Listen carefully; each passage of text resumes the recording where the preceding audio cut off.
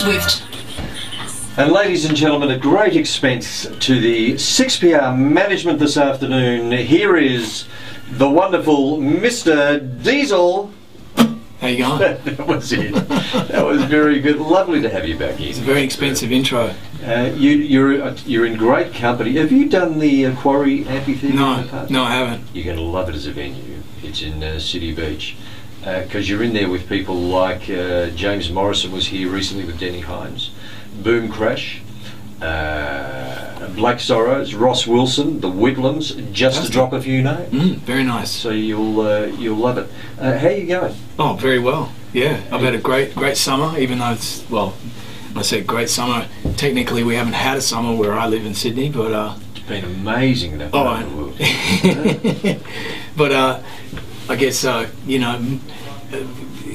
what's happened has been great through my summer. I've had some great gigs and stuff, and I'm working on this TV show, the music for a TV show, I should say, that's coming out in the middle of the year, a series called Brothers in Arms, which is a pretty amazing show.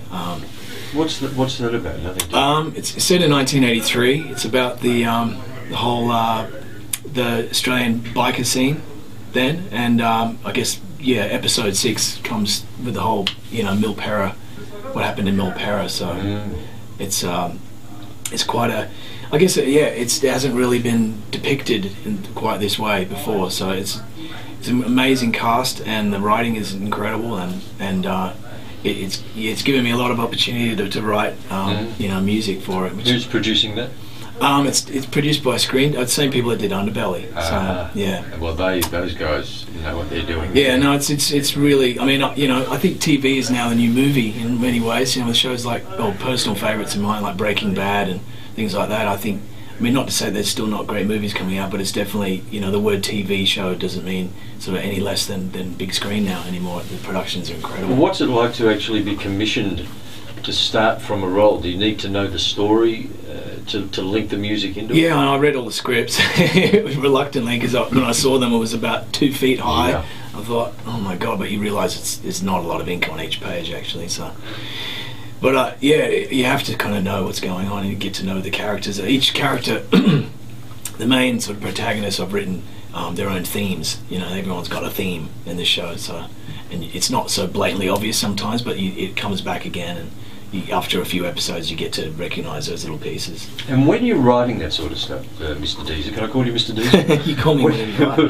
When you're writing that sort of stuff, do you literally, like a great musician, do you actually write the notes, or are you just putting down the chords? Well, no, I just pick up a guitar or keyboard or whatever and just start playing it, because I don't have to show it to anybody else, so I'm only showing it to myself, so I don't need to really notate it. But the iPhone's a quite handy little memo recorder. That's most of the things most of the writing I've done. I've said this many times, but whether it's for this TV show or for my own records, I write away from the studio or away from any musical instrument at all. It's usually when I'm out and about, away from the desk, so to speak. That's how it happens. Or first thing when I wake up in the morning, or in the middle of the night at 4 in the morning when I'm trying to sleep. Is that all part of that creative? Yeah, energy? I guess you can't just plan it. I've never been good at sitting down and going, okay, I need to write something now. It just doesn't happen like that. It can, but it usually happens just when you least expect it. So, but in this case, someone approached me, and an old friend of mine, and instantly I had an idea for the theme song in my head, and that's a big start when someone gives you an idea, and without that I might have said, I'm not sure I want to do this, but it went off like a bomb in my head, and I was away. Once you get a corner like that, it just you're off and running. Does life just go quickly when you're doing what you do, and a lot of other great artists too, by the way? It just goes so quickly. I mean, you burst out of Perth late 80s, I think it was about 87, with the band Johnny Diesel and the Injectors. Who could have forgotten? And here we are already 2012. It just flies past doing what you do. Sure does. The records are they're like little milestones, I suppose. You look back and you go, oh yeah, that's right, that was doing that then and this then. It all makes sense, but I can't believe how that, when you're 17 even, that amount of time just seems like an eternity, cool. And you just think that's a whole lifetime. It is, and now it's just gone in a blink. you know, it is the cliche of like, you know, life is short. That's for sure, because you know, as you, I think something happens with time. It kind of just starts. It's like a rubber band. It sort of. As we all get a bit older, Mr. Well, Diesel. I think that, you know, days do get shorter. I mean, you know, I lived in New York for six years, and that is another cliche. They say that a New York minute, you know, and that whole thing. But I swear the days are shorter there. It's just like because everything around you's going. Everything so is just powering along, and you know, it seemed like I always woke up early, and then it'd be 2 o'clock before I knew it. Always. Was it fantastic living in New York? People you know, listening right now would love to be able to do that. Look, I love that part of America. I'm not sure I can say I love all parts of America, but I love that part. I guess because it is a big melting pot of every. It's like you're in Europe, you're in America, you're in England, you're in, you know, South America. You've got all continents, Asian continent. And funny enough, some of the best Australians and New Zealanders that I didn't know. Some of my best friends that I got to know there, total strangers, were Australians and New Zealanders. In New York, yeah. I had to go there to make some of the best friends I've got. Can you work there?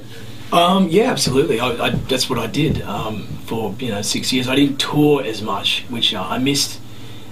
But I didn't, because I'd done, like, I was on a merry-go-round before that, a good merry-go-round, but I hadn't stopped since, you know, I was like 15, really. So it was a really good time for me to stop the suitcase packing, you know, and just, you know, almost like a normal job. I'd have a studio up, you know, 20 blocks away, and I'd head up there every day and write and just come home and live almost a normal life, you know. It was quite a novelty for me. It was the first time I'd ever done that. And what do you reckon you learn out of that sort of an experience? Well, I mean, as a performer, I guess, you know, I learned human. things about myself. You know, as funny as it sounds, like, you know, when I started doing gigs out, I you know, I had to say to myself, like, you know, gee, you must really love doing this, you know, because look at you, you know, I'm in there with a staple gun, putting up my own posters in the venues, slipping CDs under doors of venues, and, you know, getting hung up on by venue owners. But that didn't go for too long. Thankfully, you know, it was only a few months down the track that you know, they were calling me, which was nice. But I went there unsigned, you know, but with the unfair advantage, I'd say, of doing about 3,000 gigs maybe before, you know. And it was, New York's like a marketplace. People come in, like, bring Piggy to the market, you know, and people coming in and out all the time, showing what they've got. And you know, as the song goes, if you can make it there, yeah, well, you can make it anywhere. But there's very little. It's funny enough. The irony is the music scene there is minute. You know, I think Melbourne has a bigger music scene than or even Perth maybe. I wouldn't say Sydney, because it doesn't have much of a music scene anymore. But that's changed when you think about how that has changed. Yeah, it used to be huge. Yeah, the but whole landscape for that. New York is very transient, and it's really. I think Brooklyn has a bit of a music scene, but New York itself is hardly any musicians live in New York. It's, you know, it was way too expensive to start with. What came out of the village all those years ago. Well, I actually walked down Houston with Jerry Harrison one day. He was producing a record, and Jerry Harrison was in the Talking Heads. Of course. And he pointed out all these buildings and said, "We used to live in that building there. It was a squat, you know, and we had no plumbing and no electricity." And I'm like, it's just hard to believe now. It's like, you know, $2,000 a week rent and that kind of thing. It's all changed. I want to talk to you about the big show coming up, Quarry Amphitheatre, and talk about your guitar as well. Before you do a little number for us, this guitar, it's fascinating. It's a 12-string, but it looks very small. Well, it's almost like the South American, they call it a tipple. I think it's got a very, very small body. But this actually has got a piece of metal down the bottom there as a ballast. Otherwise, it'd just be going that way constantly. That's how small the body is. But it's become the mini Maton. Before it was called the Mini Maton, it was just called a Marand, which is an amalgamation of his two kids' names, I think. And they are made where? In Melbourne, by Mark Mulborg, who's the foreman at Maton Guitars, and it was basically, this is the Stubby Traveller, he called it, but now it's called the Mini Maton, and it's got my name on it, which is quite proud of. It's a lovely thing. It's not something that was planned, but... Quarry Amphitheatre, if you would like to go along, it's this Sunday, and if you haven't been to the venue, and Mr. Diesel hasn't, I promise you, it is just a great way to watch a show. And I think you know how to get tickets. Can you play a little thing for us as we Sure. come up to here? What are we going to do?